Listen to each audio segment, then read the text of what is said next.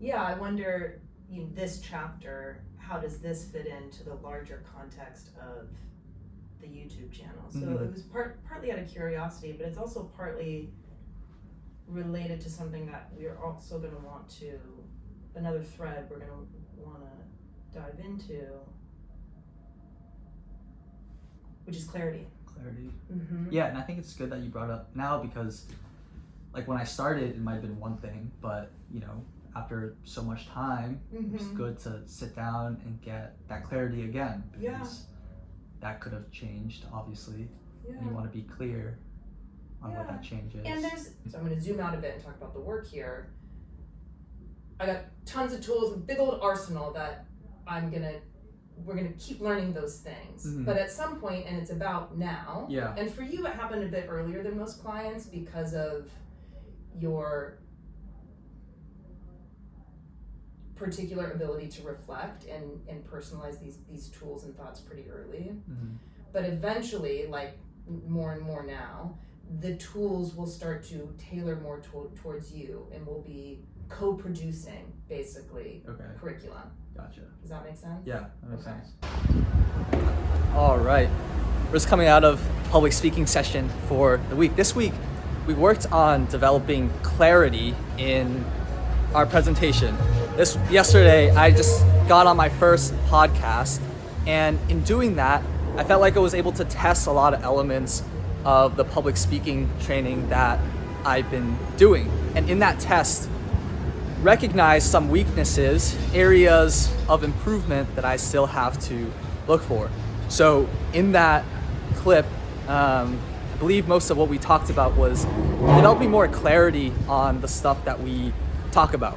And developing clarity is going to require me to think about what are the core elements of lessons and values that I want to portray in my videos and the stuff that I talk about. I think a lot of that will take time to reflect, and it's always evolving, so being conscious of that evolution.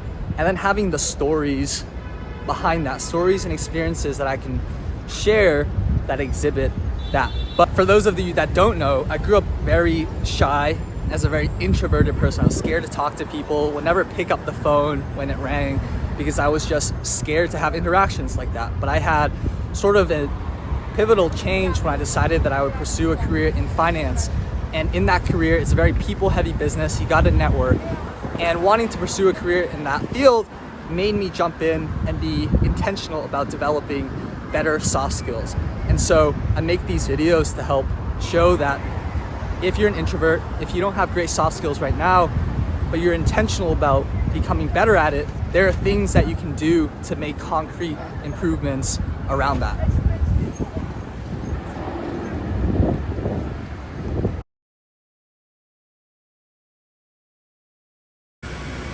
Do you mind if I practice my Spanish with you?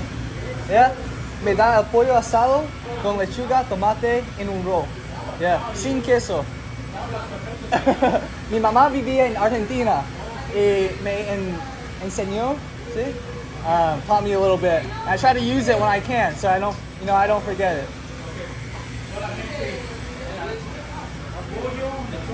Sí, en un roll y honey mustard. No queso, sin queso. ¿Cómo se dice honey mustard? Mostaza dividida. Gracias. Sandwich and a roll.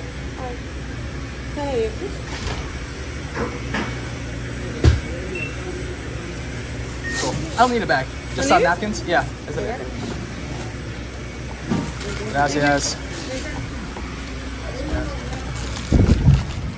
All right. Bag secured. Spoke a little Spanish. Try to use Spanish when I can. It's nerve-wracking to use it with people that speak it perfectly, but it's just like anything. You gotta get past that initial fear of doing it, and the guy loved it, so nothing to be scared of, for sure. All right, we're at the office now. Beautiful 1 Manhattan West. Gonna go in and do some work.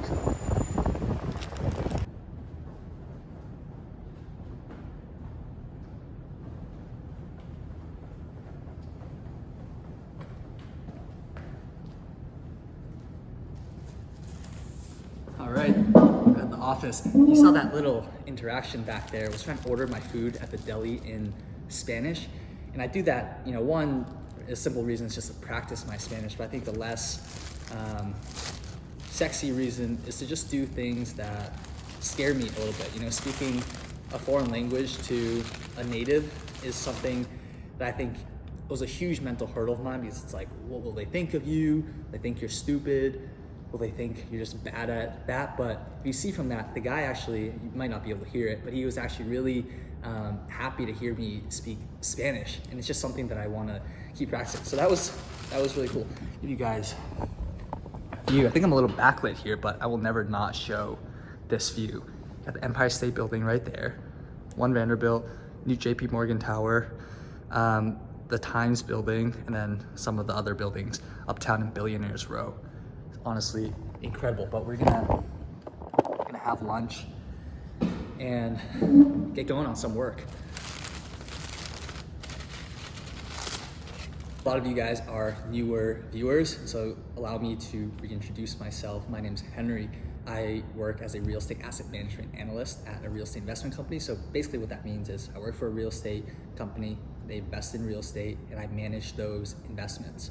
So on a day-to-day basis, most of my responsibilities include negotiating deals with tenants, whether that's to terminate the lease, to extend the lease, to redevelop their building, to restructure things of some sort. We also manage the sale of buildings, dispositions as we call it, and just anything that you can think of that's related to the business strategy of investing in real estate. Once you buy real estate, there's something that you need to do with it to maintain value or to drive value. And so we're there executing those business plans to do that. And so as an analyst, I think most of the time I'm supporting a lot of these transactions. So I can't say I'm at the forefront of the transaction, negotiating it always, but it's such a great role to learn the ropes of real estate investing. And that's exactly what I'm here to do. Real estate is the vehicle that I want to use to accomplish some of the life goals that I have in mind, and to give you a sense of what those might be, so that that's not arbitrary. Last year I started a scholarship fund to support continuing education for my high school, and that's this kind of way I want to keep giving back. I eventually want to build a new high school for my town, and so obviously money is going to be required for that, and that's what I mean when I say real estate is the vehicle that I want to use to get there.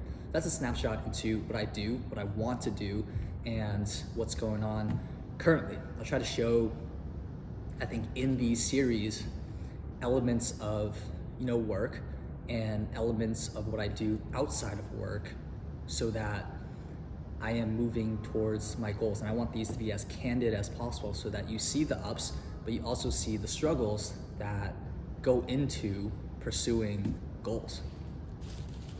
I feel one of the most difficult things about filming and the general working towards the goals that you have is dealing with the voices of the other people around you, whether that's friends, families, people around you in public while you film. But I think that's something that you inevitably have to get by, because you can do all sorts of prep, homework, learning in silence, but to make real, meaningful contributions and progress towards your goals, those have to be done in an environment where you have the spotlight on you, where other people are watching in public. But once you get past that, I think it's incredibly rewarding, because it unlocks this level of potential for you. And in unlocking that, you can get to places that you haven't been able to before. But it's a tough process of not worrying about what these people who are looking at me think. Once you get by that though, I think a lot of stuff becomes easier, because then it just becomes about doing and not fighting those voices. I mentioned earlier, it's a busy time for me, but I found during and through busy times, it doesn't matter, I still find time to spend time with the people that matter, including friends. And I think what being busy really helped me do is it became easier to say no to things, including spending time with people that really didn't add value to my life. I think when I was in school, it was easier to just say yes, because you didn't have as strict requirements on your time. But once you do have strict requirements on your time, you simply don't have the availability to spend with people. And so the time that you have left, you very naturally delegate it towards the people that matters. And you'll find that people who also work tough hours, they understand that they don't need to always be spending time with you. They have that mutual understanding that time is tough, and they all get it. So we're all in the same boat. Anyways, headed to friend's housewarming party, and today's video will end here.